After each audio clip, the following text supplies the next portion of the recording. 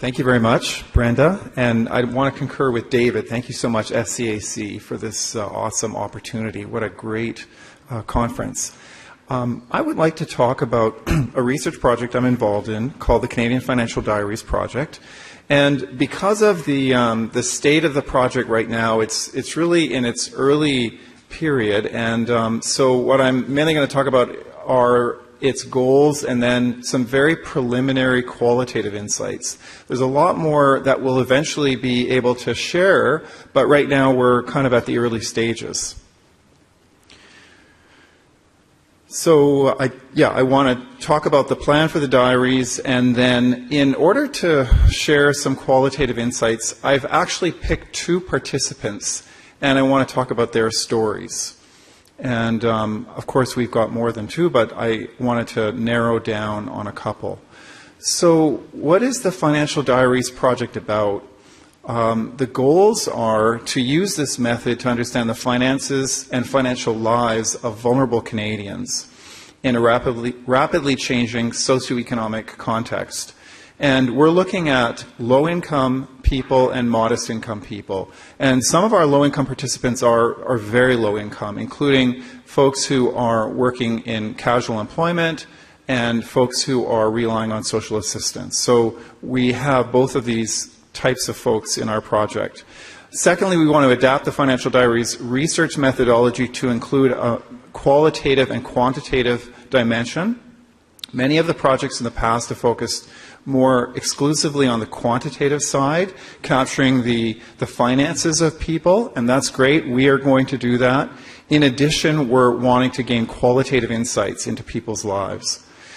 There are three components to the project. One is the collecting of the data from our participants, but we also have two other components. One is led by David mentioned Jennifer Robson. She's leading our project working with practitioners because we want to make sure that our results tie in with the work of practitioners. And Gail Henderson is leading our policymaker connection. And that's to make sure that the results are in dialogue with what policymakers are doing. And we also have a plan in our second phase to do some innovative work with curriculum and or some kind of app. So why is this needed? The data that we're going to generate from the Financial Diaries is needed because we need disaggregated data based on things such as age, income, ethnicity, geography. Moreover, national aggregate statistics shed little light on the causes of financial instability. And qualitative research is really well aligned to capture those causal questions that can be later tested. National aggregate statistics shed little light on the finances of vulnerable people, and better knowledge is needed to advise better practice and policy. So what does the diaries look like? Well, it's a 12-month in-depth exploration with participants where we ask our participants to collect information about their finances, their inflows, their outflows, their spending, their income, all of that on a daily basis, and meet with us once a week or once every 2 weeks where we receive that information.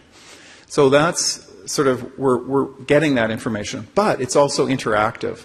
In all of those meetings, we're interacting with our participants, we're talking about their finances, what are the challenges they're facing, and we also have some additional surveys that we do on how people are using their income tax refund, about their financial well-being and literacy, which offer the opportunity for some really interesting conversations.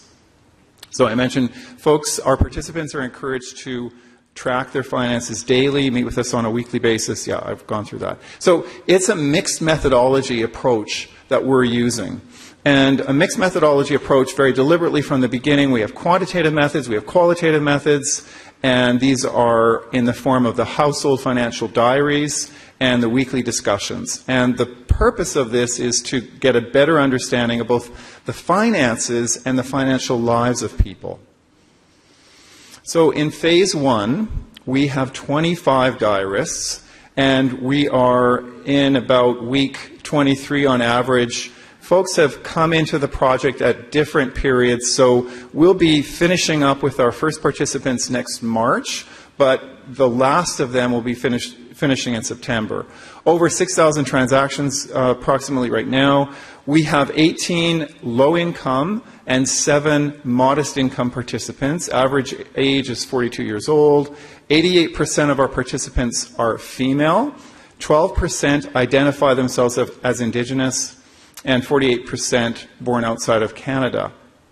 72% use internet at home, and 96% have smartphones.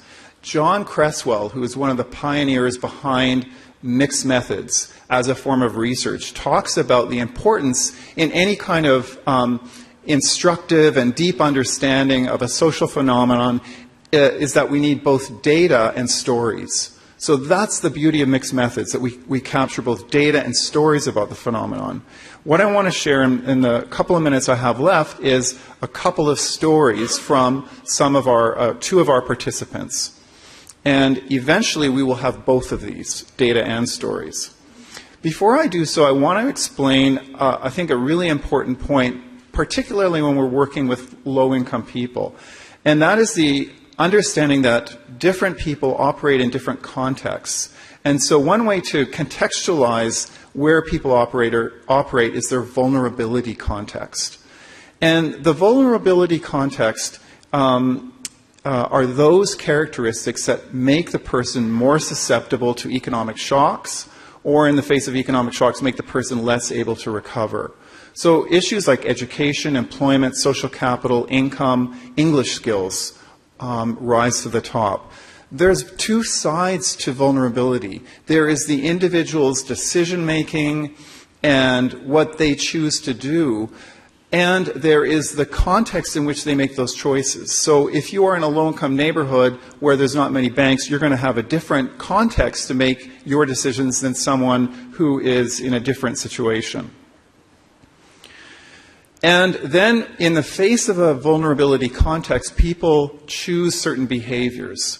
So these behaviors that we're seeing in our participants, in some cases, enable people to cope better, or in other cases, enable them to cope less well.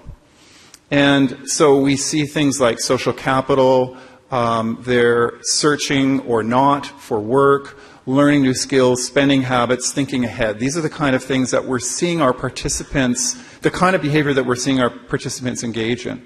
So I want to talk briefly about Diane and Marina. These are fictitious names of 2 of our participants. They're about halfway through the diary process, and I'm the interviewer for them. So they are both single women. They're in their 50s. They're both casually employed. They have low annual income, between $9,000 to $10,000. Previously, Diane was relying on social assistance, but is very staunch about not going back to that reliance because she uses words like, I would be at their beck and call. And when she discontinued, she said, I was free. In both cases, they have some kind of family or community support. Diane has support from her father, and Marina has some support from the community, which is complicated, and I'll talk about that in one sec. Housing is more of an uncertainty for Diane because she's renting, and so the rental rates are going up, and this is causing some stress for her.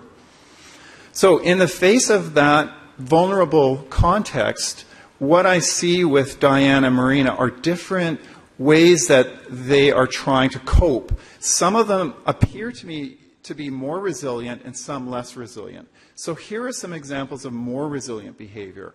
Both work hard to maintain family relationships or community relationships. So with the dad or with the community, both are working very hard to maintain those social relationships. And I mentioned before the complicated community situation for Marina. I won't go into detail there, but it's quite hard for her to maintain that. And yet it's an important element of her resilience. Diane also gets some support from a social agency, which is a very important thing for her. They're both really diligent in their diaries. We've seen a range of people's behavior with the diary. They're both very diligent. They work very hard in the work that they do. They're both very modest with their spending habits. Their time horizons vary. Diane, less willing to think of the future. Marina, a little bit more willing to think about the future. Now, there are also some evidences of maybe less resilient behavior. So Diane, for instance, struggles to assert her interest in this community-connected relationship. So she works for a company where she's paid on the basis of when she asks for the pay rather than on a wage rate. So understandably, it's a very complicated relationship, and she has difficulty asserting her interests there. And I mentioned about the short-term time horizon. Marina, on the other hand, does not feel comfortable exploring new options like employment. So I've tried to ask her questions about that, and it's something that she's just not comfortable to talk about. So these are some very preliminary results. We're just midway through the diaries. These are just some qualitative insights. Just one final thing, though. What can I see might help folks so far? A couple of things. Guaranteed annual income, I can see, is something we're going to have to think about very carefully because it seems to be something that would tie in nicely here. Also supports to help people get into the workforce. I'm amazed at how limited these supports are in talking firsthand with my participants. And then finally, banking options. The low-fee bank account isn't working for many people who are trying to control their spending because they want to use the debit card. And to use the debit card, they need more than 12 to 15 transactions, which are the limit on the low-fee account. Thank you, Brenda. Brenda and I had a conversation about this. And so we need a new vehicle for low-income people and banking. So thank you very much.